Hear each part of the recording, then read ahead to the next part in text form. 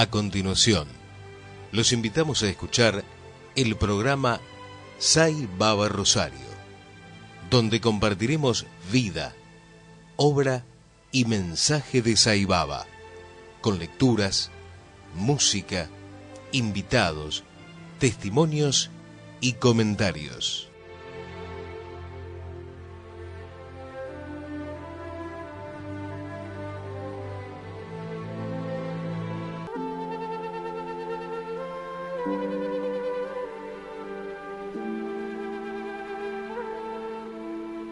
Dice Sai Baba: yo he venido a encender la lámpara del amor en vuestros corazones, para que ella brille día a día con más esplendor.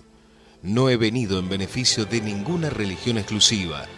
No he venido en ninguna misión de publicidad para cualquier sector, credo o causa, ni he venido a reunir seguidores para doctrina alguna. No tengo planes para atraer discípulos o devotos hacia mi rebaño o hacia algún otro rebaño. He venido a hablarles sobre esta fe unitaria universal, este principio espiritual, este camino de amor, esta virtud de amor, este deber de amor, esta obligación de amar.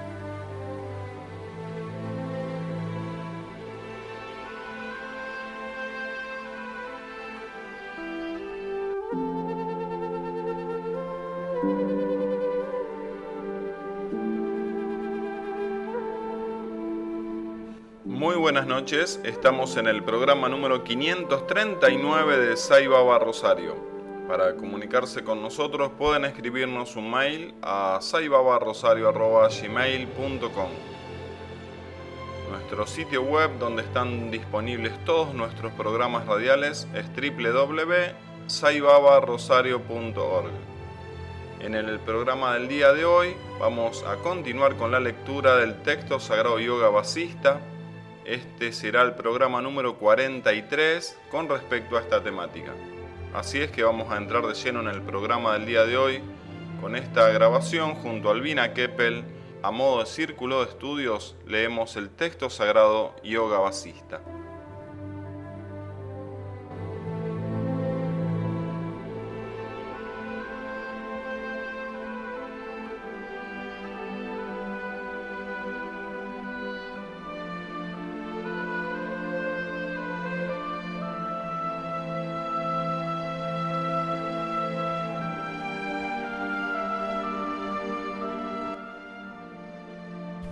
Estamos junto a Albina Keppel continuando con la lectura del texto sagrado Yoga Vasista.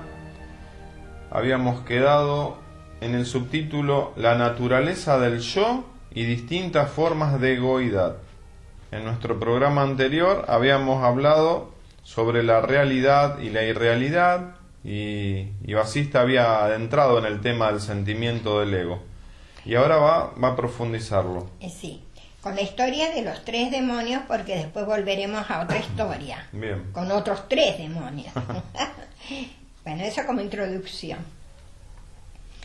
La naturaleza del yo y distintas formas de egoidad.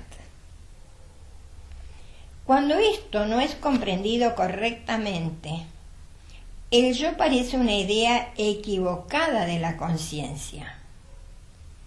Pero cuando el yo es correctamente sentido y realizado, contemplamos su significado como la conciencia misma. Cuando se ve en su propia realidad, no se manifiesta nunca más como sentimiento del ego, sino como realidad infinita. De hecho, no hay ninguna cosa independiente a la que podemos llamar yo. Cuando esta verdad es revelada a la mente pura, su ignorancia desaparece para siempre. Aunque los demás sigan manteniendo esa falsa noción, como un niño que proyecta la noción de existencia sobre un fantasma, lo ve como algo existente. Cuando comprendemos que el yo como sustancia independiente no es más que un concepto falso, ¿Cómo podemos creer en los demás conceptos como cielo, infierno, etcétera, que solo se sustentan en él? Los anhelos del cielo o el ansia de liberación solo brotan en nosotros mientras sentimos el yo como una sustancia independiente. Mientras permanezca este concepto del yo, no puede haber felicidad en nuestra vida. Y este concepto de yo solo puede liquidarse por medio del conocimiento del yo o autoconocimiento. Mientras estemos poseídos por el fantasma de la yoidad, ninguna escritura ni mantra alguno será capaz de librarnos de ella. Y acá en este párrafo también nos vamos a detener porque es un poquito complicado para comprenderlo, ¿no?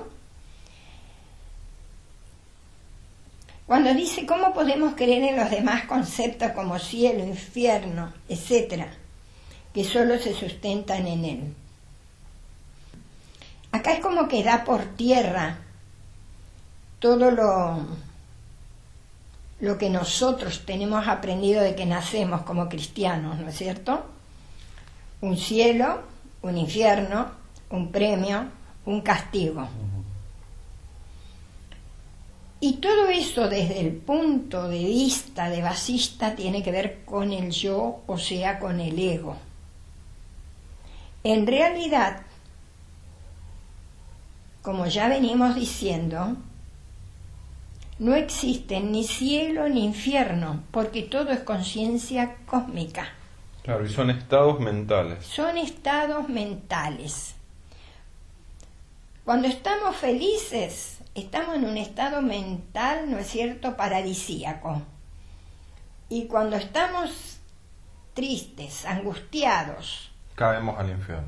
Caemos al infierno. A nuestro infierno, a nuestro cielo. Claro, porque cada uno tenemos, ¿no es cierto?, es personal, claro, el cielo y el infierno. Tu cielo no es mi cielo, tu infierno no es mi infierno. Justamente. Esto para que quede algo claro. Sí, sí, sí. Digamos, porque si no se pueden hacer esa pregunta, ¿no es cierto? Y solo el autoconocimiento nos va a dar, Horacio, esa amplitud, digamos, de mira espiritual. Claro, como vos bien decís, se ama lo que se conoce, sí, y se supera también lo que se conoce. Claro. Nunca vamos a despertar si no sabemos qué tenemos que superar. Exactamente. Fíjate que hemos vivido con el ego a cuestas. Por eso infinidad de vidas. Autoconocimiento, a eso se refiere. A eso se refiere, exactamente, autoconocimiento. Y ese autoconocimiento no lo logramos ni con ninguna escritura ni mantra, porque es cuestión de poner en práctica las enseñanzas, ya sea mentalmente o en la acción o en los sentimientos, pero ponerlo en práctica. Claro, acá como que también lo entiendo como que nada de afuera nos va a ser dado, sino que es un esfuerzo interno. Es un esfuerzo. Y Vasista siempre dice, ¿no es cierto? No es como un medicamento que uno lo toma, ¿no? La liberación. Claro, incluso Baba dice que la gracia es proporcional al esfuerzo. Claro. O sea que si no hacemos ningún esfuerzo interno por ser mejores y aplacar ese ego que tenemos, nunca vamos tampoco a sentirnos inundados por la gracia. Solo por el recuerdo constante de que el yo es una diáfana reflexión en la conciencia infinita, podemos detener el crecimiento de la egoidad o sentimiento del ego. La apariencia objetiva es un truco de magia. Toda relación subobjetiva entre yo y lo otro es demencial.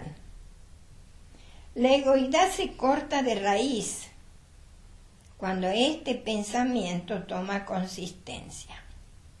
Cuando se comprende que el yo el que da lugar a la noción de mundo, ambos desaparecen al mismo tiempo.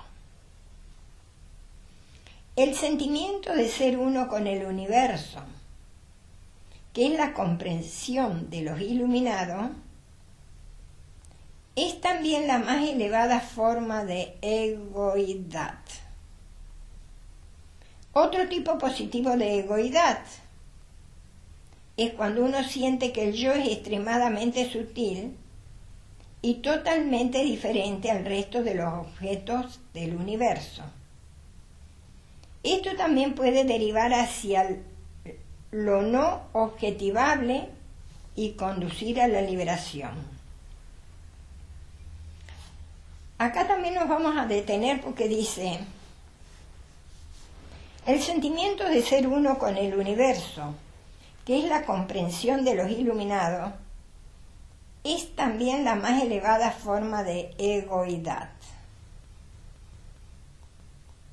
Y a mí me parece que mientras uno se siente identificado, ¿no es cierto?, con el universo, que es la comprensión de lo iluminado, dice, porque no es lo mismo iluminación que liberación. Yo pienso que las Sagradas Escrituras nos van iluminando, porque nos van iluminando el camino, nos van iluminando a nosotros mismos para saber cómo tenemos que actuar. Acá esta Escritura nos están iluminando respecto al ego, para que identifiquemos al ego en nosotros mismos. Y a mí se me ocurre, que puedo estar equivocada, ¿no?, que si yo quiero ser uno con el universo, en realidad,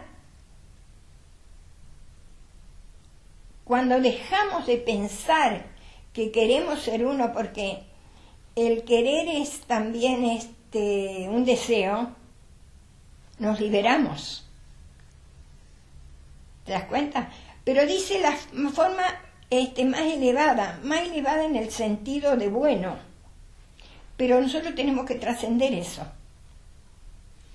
Porque dice otro tipo positivo de egoidad. Por eso digo que egoidad buena en ese sentido. Claro. Es cuando uno siente que el yo es extremadamente sutil y totalmente diferente al resto de los objetos del universo. Mientras nosotros pensemos que no está mal, porque ya es un paso grandísimo, que somos uno en este universo, eso es loable, Claro, es ahora entiendo. hermoso. Claro, porque el subtítulo es distintas formas de egoidad. Claro. Hay un ego, podríamos calificarlo como positivo y otro como negativo. Exacto. Entonces sería una forma de egoidad positiva porque nos conduce hacia una liberación, ¿no? Hacia la liberación. Y Como que fueran pasos. son ¿no? pasos. No te olvides que hace un rato entre los dos comentábamos, ¿no es cierto?, de que nosotros pasamos de los deseos de cualquier índole a tener los deseos sádicos, Sí. que es lo bueno, lo puro, el que no hace daño al otro. Y ese es un paso, Sí. porque no podemos pegar un salto, porque si no llegamos a ese grado de comprensión, salvo que vengamos preparados de otras vidas. Claro. Pero igual nos zafamos, tenemos que venir preparados. Entonces, a mí me pareció que esa frase, dentro de lo limitado de mi mente, Sí. podemos dar una lucecita.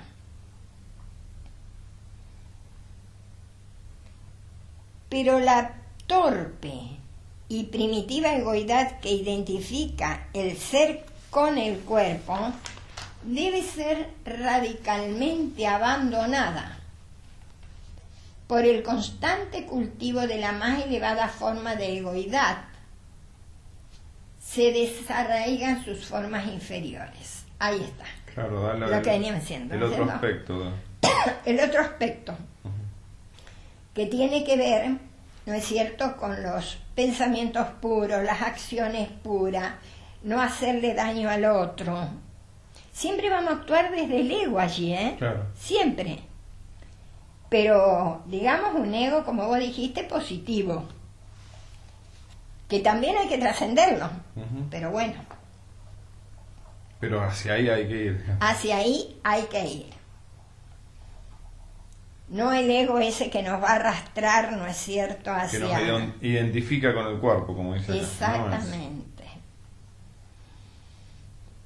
Si mantenemos bajo control la forma inferior de egoidad, podemos recurrir constantemente a sus formas elevadas, bien manteniendo continuamente el sentimiento de ser el mismo absoluto o el de ser extremadamente sutil e independiente de lo otro, tal y como hemos descrito más arriba. A su debido tiempo, incluso, esta forma elevada de egoidad debe ser absolutamente abandonada. Entonces ya podemos ocuparnos de cualquier actividad común o permanecer inactivo. No hay miedo de volver a caer en el error.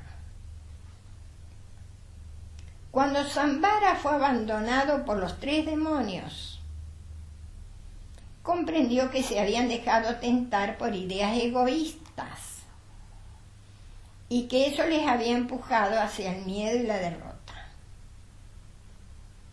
Entonces decidió crear otros demonios, pero esta vez con sabiduría y autoconocimiento, para que no cayeran en la misma trampa del sentimiento del ego.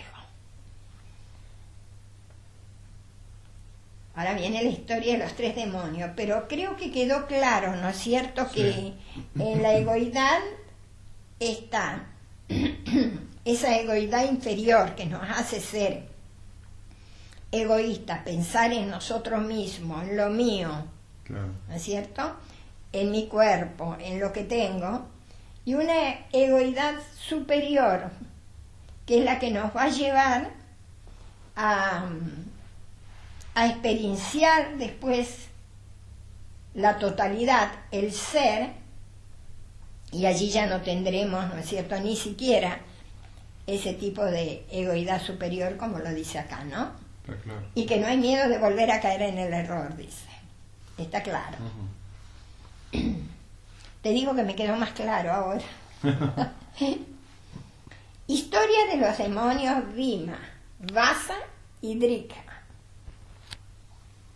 A continuación, con su mágico poder, creó otros 3 demonios, llamados Bhima, Vasa y Drika. Estos eran omniscientes y poseían el autoconocimiento o conocimiento del yo, y por tanto se hallaban libres de todo tipo de apego o de mancha. Para ellos el universo tenía el mismo valor que una hoja de hierba. Aunque siguieron luchando durante mucho tiempo contra el ejército de los dioses, el sentimiento del ego no apareció nunca en ellos. En cuanto la idea de ego nacía en su mente, la dominaban con la investigación del yo, es decir, por la pregunta ¿quién soy yo? Estaban por lo tanto libres del miedo a la muerte, perfectamente atentos a la acción que se desarrollaba en cada momento, libres de toda atadura o condicionamiento, vacíos del sentimiento del ego y resueltos a hacer el trabajo que Sambara les había encargado. El ejército de los dioses iba siendo rápidamente diezmado por estos nuevos demonios iluminados. Los dioses buscaron refugio en el Señor Vishnu y, siguiendo sus consejos, abandonaron la lucha y comenzaron a construir su ciudad en otra región lejana, pues no podían vencer a estos seres iluminados. Algún tiempo después, el propio Vishnu tuvo que enfrentarse al demonio Sambara y acabar definitivamente con él. Al caer muerto en manos del Señor, el demonio alcanzó la morada de Vishnu, quien también liberó a los 3 demonios Bhima, Vasa y Didra, que al perder su cuerpo se transformaron en iluminados, puesto que carecían del sentimiento del ego. Acá me voy a detener un poquito, porque acá vemos cómo la mente de Shambhala logra crear 3 demonios que llegaron a tener sentimientos del ego, y su misma mente crea otros 3 libres del sentimiento del ego. O sea que la mente es la que crea, ¿viste? Nosotros creamos lo bueno y lo malo, lo negativo y lo positivo. Y así todo, con el tiempo, los 6 lograron liberarse. Exactamente, porque no hay nada en esta creación que no se libere. Claro, no hay nada eterno. No hay nada eterno, porque aparte estamos dentro lo único eterno es la conciencia. Es la conciencia cósmica. Y si estamos dentro de la conciencia cósmica, nos disolvemos en la conciencia cósmica. Claro. Sean demonios, dioses, seres humanos o animales. Sí, 1000 macanas o 2 macanas. Exacto. Todos vamos a llegar. Todos llegamos, ¿no es cierto? Y fíjate como el mismo Sambara, que fue quien, digamos, acabó Vishnu definitivamente con él. Él también se liberó. Él también se liberó y se fundió en Vishnu. Alcanzó la morada de Vishnu. O sea que no hay absolutamente nada. Si no hay nada en este universo que luego no llegue a disolverse en la conciencia cósmica, ¿por qué nos preocupamos? Como dijo Baba, sepan que todos ustedes están liberados. Claro. El tiempo de cada uno no lo sabemos, pero sí sabemos que todos nos vamos a liberar, todos. Y si nosotros lo mirásemos desde la conciencia infinita, que es la eternidad pura, como vos decís, ¿para qué nos estamos ya preocupamos? liberados. A veces nos preocupamos, ¿no es cierto?, de ver todas las cosas negativas que pasan en el planeta, y en realidad es cuestión solo de tiempo, que el tiempo es de este... Por eso el sabio plano, está ¿cierto? tranquilo, Olvina, por eso Claro. el sabio tiene paz, ¿no? Porque sabe que a la final todos van a llegar a la iluminación y a la liberación. ¿Para qué se va a preocupar?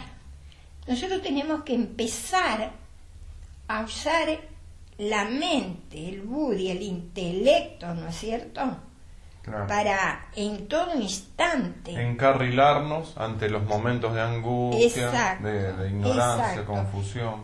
Exacto, ¿no es cierto? Como por acá dice, ¿no es cierto?, que hasta el ejército de los dioses habían sido diezmados por estos nuevos demonios iluminados. ¿Por qué diezmados? Y porque en realidad para los demonios iluminados tampoco, si vos estás iluminado, no existe nada fuera de esa iluminación. Ni siquiera los dioses existían para la mente de estos iluminados. La mente condicionada es la esclavitud, querido Rama. Y la liberación se produce cuando la mente deja de estar condicionada por las tendencias latentes y alcanza la clara percepción de que todo lo que aparece en el pensamiento, sea lo que fuere, solo es el ser.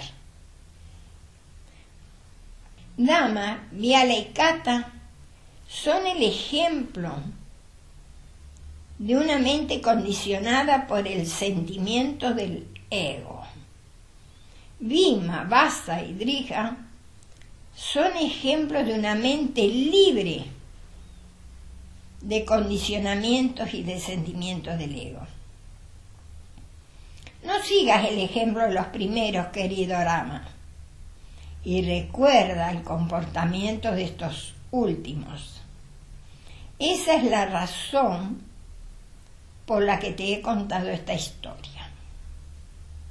El control de la mente es el único medio para detener los sufrimientos de este mundo ilusorio y poner el eslabón final a la tragedia de la vida.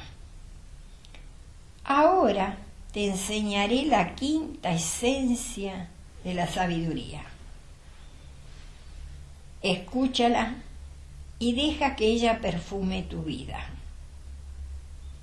El ciego abandono a todo lo que ocurre tampoco es deseable. Inquiere profunda y constantemente sobre la naturaleza de los placeres sensibles y abandona todos los deseos que sientas hacia ellos. Eso es la liberación. Claro, acá lo entiendo. Dice el ciego abandono, ciego, cuando vos decís, bueno, abandono todo para... Como tamásico, ¿no? Claro, para liberarme, para iluminarme.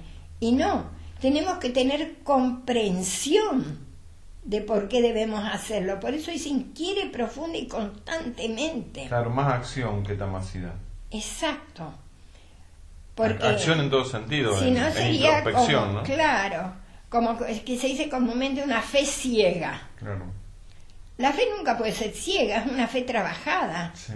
Jesús mismo decía que la fe era como una semilla de no recuerdo qué árbol, que cuando crecía se volvía en ese árbol frondoso. Y la mostaza, ¿verdad? Sí, exacto, de un grano de mostaza, que es pequeñito.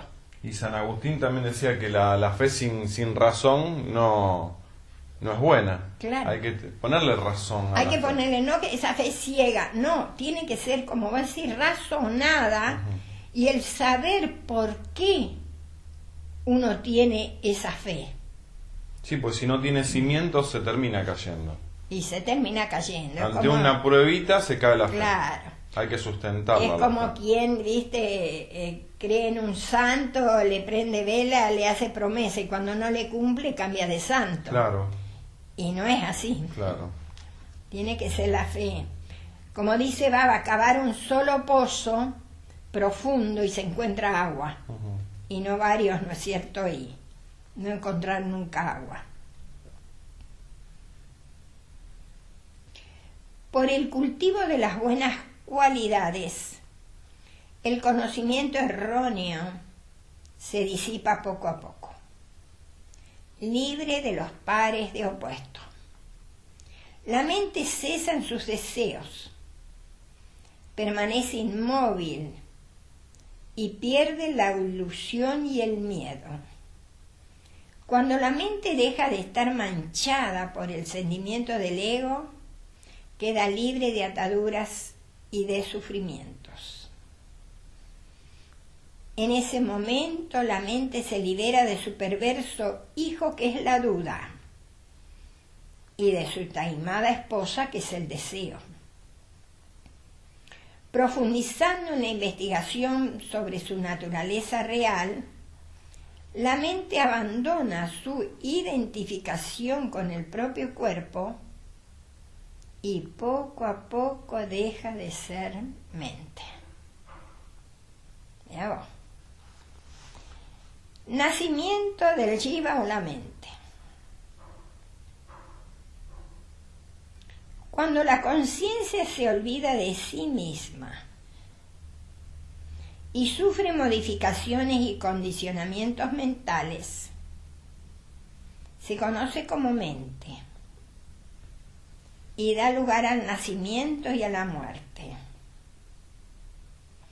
El universo solo es mente el espacio, las montañas, los dioses, los amigos y los enemigos solo son mente. Esto es lo que conocemos como Jiva, que solo es la parte de la conciencia infinita que ha asumido el carácter de objeto de esta conciencia. Un pequeño envoltorio de tendencias latentes que se aleja de la verdad de la conciencia y se hunde cada vez más en sus condicionamientos hasta que llega a sentirse inmerso en la apariencia objetiva del mundo.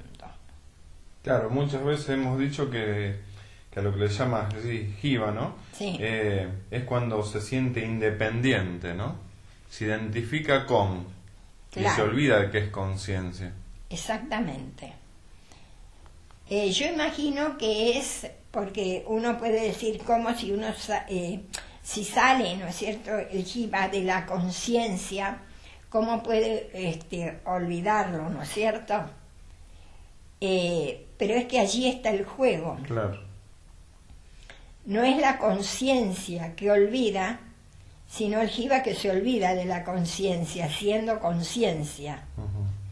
Se me ocurre que viste como las burbujas, esas que se producen cuando se sopla con un poco de jabón, ¿no es cierto? Sí. Que se forman las burbujas, que cuando desaparecen se transformaron en aire. Claro. Mientras uno los ve objetivamente son burbujas, claro, pero luego desaparecieron. Uh-huh. Y se transformaron. Se me ocurre que es algo así. Claro. Por supuesto, el ser no es el jiva ni el cuerpo ni sus componentes. El ser como el espacio es independiente de todo esto. La propia mente es el jiva, que al experienciar en el exterior lo que ella misma ha proyectado en su interior, se siente esclavizada y mortal. Este condicionamiento mental determina la reencarnación del jiva. Claro. Acá está, fíjate. Uh-huh. Clarísimo, ¿no es cierto? Cuando la mente, si ponemos lo de Adán y Eva, sí, eran dos jivas, ¿no es cierto? Pero cuando la mente de Eva empezó a desear y luego lo involucra a Adán, ¿no es cierto?, es como que se va esclavizando. Claro. Y de hecho pierden el paraíso. Y se van ¿no es enredando, que es la reencarnación. Exactamente. Digamos. La reencarnación del jiva. Claro, porque se va encarnando infinidad de veces hasta que vuelve, ¿no es cierto?, y enredando en sus deseos, sus apegos, claro, su karma. A inquirir quién soy yo y comienza el camino de regreso. Hasta que se cansa de tanto juego y empieza a preguntarse, bueno, ¿quién soy yo? ¿Por qué se sufre? ¿Por qué se vive? Exacto. Empieza el autoconocimiento y la posterior liberación. Qué fácil. Que es así. Es así, que fácil. Lo difícil de llevarlo a la práctica. Pero cuando uno comienza con estas lecturas espirituales, es porque ya estamos cansados. Exacto. Cualquiera sea el maestro, ¿no es cierto?, que uno trate de buscar o de indagar en cualquier escritura espiritual, es porque ya está iniciando ese camino, ¿no? Sí, de retorno. De retorno a la esencia. El que desea ser un rey, sueña que es un rey. Y si lo desea muy intensamente, lo consigue más pronto o más tarde. Realmente no hay esclavitud ni liberación. Cuando el infinito piensa que es un cuerpo, este pensamiento esclaviza. Cuando comprende que todo esto es falso, brilla como conciencia infinita y supera toda esclavitud. Cuando la mente se ha purificado, toma la naturaleza del infinito, Como una tela blanca toma con facilidad cualquier color. Y nos detenemos acá porque dice, realmente no hay esclavitud ni liberación. En realidad no la hay. Porque estamos en la conciencia infinita. Y mientras nosotros pensemos que tenemos que liberarnos, es un deseo. Estamos todavía dentro de este sueño. Pero yo supongo que cuando nos liberamos y somos uno en esa conciencia infinita, ya ni pensamiento hay de que estamos liberados. Por eso dicen, ¿no es cierto? No hay esclavitud ni liberación. Es mental la esclavitud y la liberación.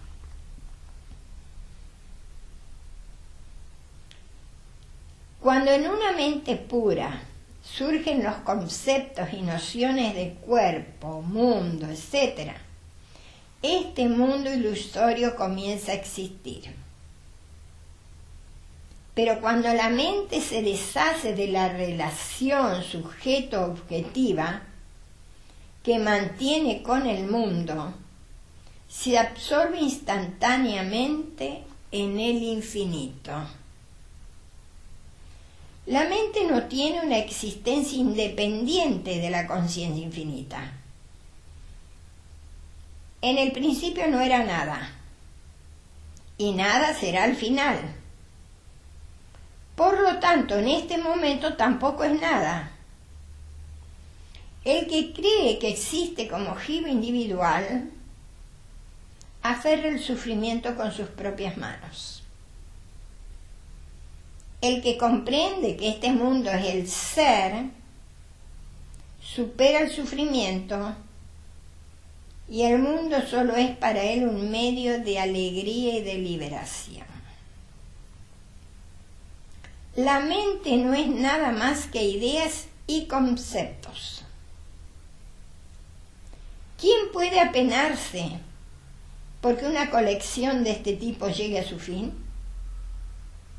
La realidad es conciencia que está entre el espectador y los objetos. Esta realidad está velada por la mente y solo se revela cuando la mente cesa de actuar.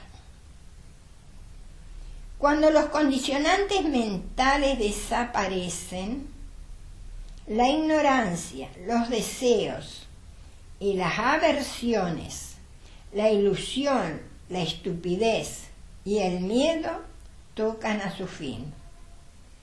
Uno disfruta entonces del deleite del autoconocimiento. El que tiene una inteligencia pura por la destrucción de las impurezas internas, tiene su corazón iluminado por la luz del ser, que se produce por la investigación del propio ser. Al comprender la insubstancialidad del nacimiento y de la muerte, permanece sin miedo ni ansiedad en la ciudad del cuerpo. Mirad todo lo que produce la mente, los condicionamientos mentales, y sin embargo nos cuesta tanto dejar de lado, como dice acá, ignorancia, deseo, aversión, ilusión, estupidez, el miedo, todo llega a su fin. Sí. Y sin embargo, ¿cómo nos cuesta? Y la misma mente, ¿no es cierto?, nos puede ayudar con todas esas impurezas, transformando los pensamientos en puros. Como dice Baba, que no se cansó de repetir, ¿no es cierto? Ver lo bueno, hablar lo bueno, pensar lo bueno. Y esa es la manera de ir revirtiendo. Y aquietando la mente. Claro, es que de esa manera también se aquieta la mente. Porque ¿qué hace que la mente esté siempre como un volcán en erupción? Los pensamientos negativos, cuando vemos todo lo malo. Sí, o los deseos, ¿no? La mente se Claro, potencia. Se potencia, claro.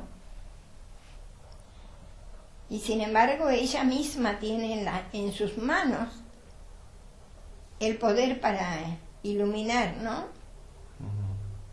Albina, lo que va a seguir es un tema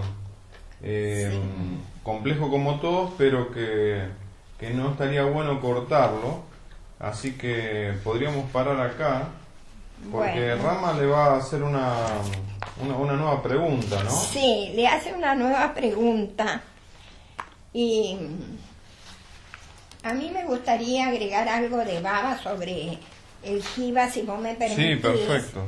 Para redondear, ¿no es cierto?, del libro La senda de la verdad de Satya Sai Baba. Yo lo tengo en página 162. El Jiva se imagina, debido a un intelecto atrapado en los lazos de la ilusión engañosa, que no es sino un efecto y por ende atado a una causa. Esta falta de conciencia de la verdad debe ser dominada por el Atma-vidya, que impulsa hacia esta aventura y asegura el éxito de esta empresa. Él destruirá la distinción entre Jiva y Jagat, en que se cree ahora, o sea, sujeto y objeto, hombre y cosmos. Para ayudarlo al hombre en este heroico duelo y llevarlo a la conciencia de la verdad, los Vedas prescriben karmas, vale decir, actividades deseables en lo que se denomina karma kanda. Mientras uno esté cogido en el avidya, o sea, la ignorancia, deben respetarse conceptos como los de hombre y cosmos, mundos superiores e inferiores, dharma y adharma, bhakti y jnana. Y la vida debe configurarse de acuerdo con ellos. Mientras uno esté inmerso en la validez de la diversidad aparente en el universo, actuará de acuerdo con las limitaciones que impone el Dios personalizado, Ishvara. Fundamentalmente, para cada jiva el universo es la proyección de su propia imagen mental y nada más. De modo que a menos que uno llegue a descifrar la mente y sus procesos, será difícil de entender el principio de Brahman. Aquellos que no hayan entendido la real naturaleza del cielo, lo tomarán por una cúpula de humo y polvo.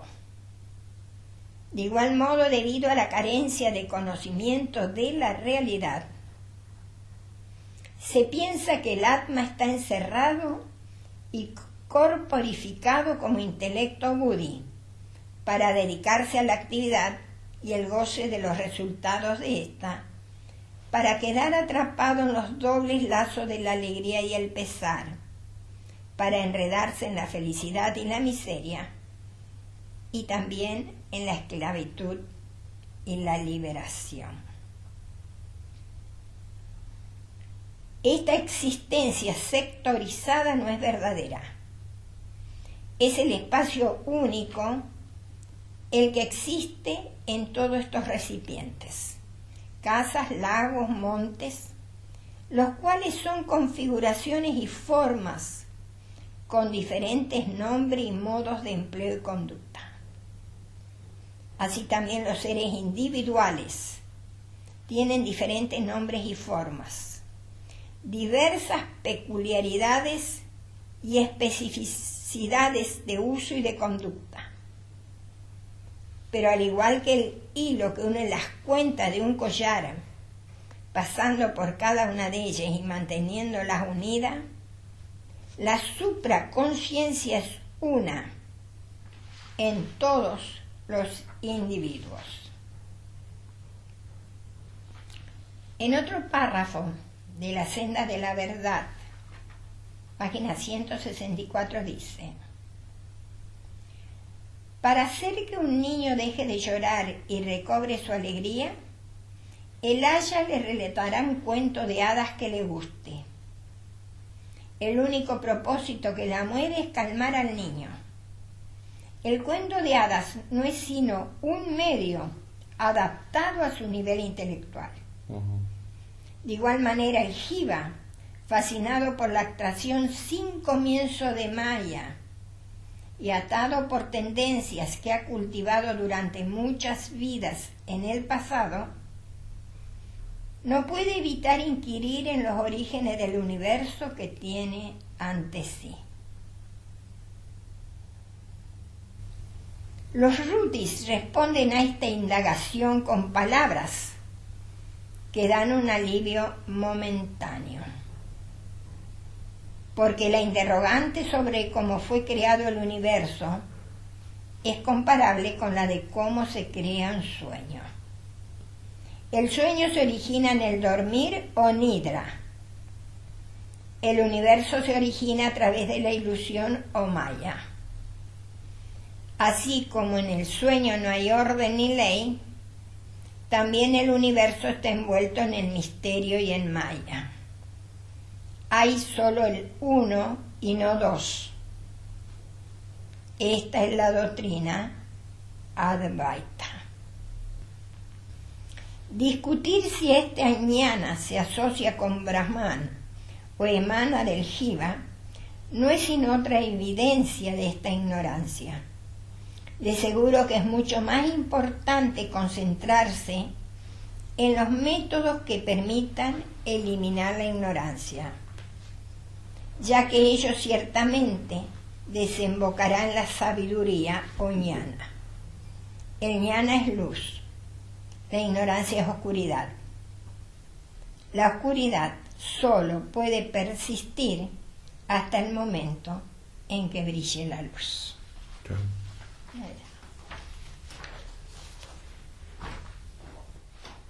Entonces, Albina, vamos a cortar acá para continuar en el próximo programa, donde Rama le pregunta nuevamente: Señor, te ruego que me expliques cómo puede este universo existir en la conciencia. Entonces entra en el tema naturaleza del mundo objetivo, donde Vasista va a hablar de qué es este universo, ¿no? Sí. Y cómo existe dentro de una conciencia única. Vos sabés que al principio resulta muy difícil comprenderlo.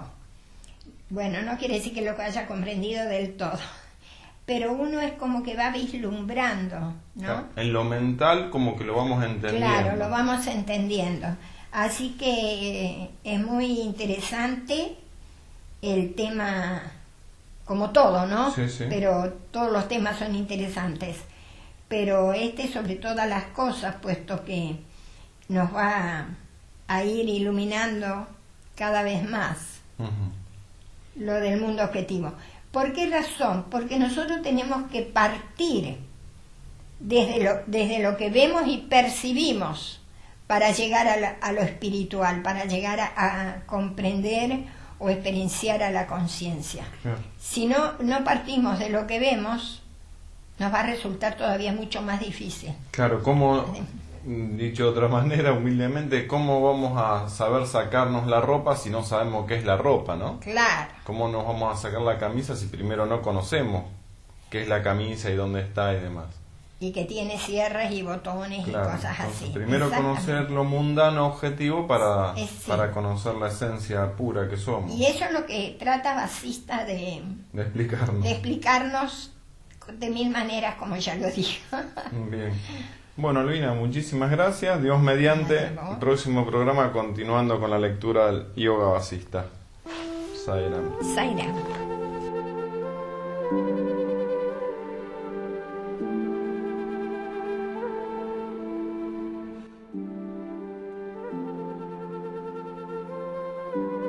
Seguimos en el programa número 539 de Sai Baba Rosario. Estuvimos compartiendo lectura del texto sagrado Yoga Vasista. Este fue el programa número 43 con respecto a estos círculos de estudios sobre este texto sagrado. Si ustedes desean comunicarse con nosotros, pueden escribirnos un mail a saibabarosario@gmail.com. El programa del día de hoy está llegando a su fin, Dios mediante. Nos vamos a reencontrar la próxima semana en un nuevo programa radial de Sai Baba Rosario. Les deseamos a todos que terminen muy bien la jornada del día de hoy. Les deseamos a todos de todo corazón que eternamente sean muy pero muy felices. Muy buena vida para todos. Om Sai Ram.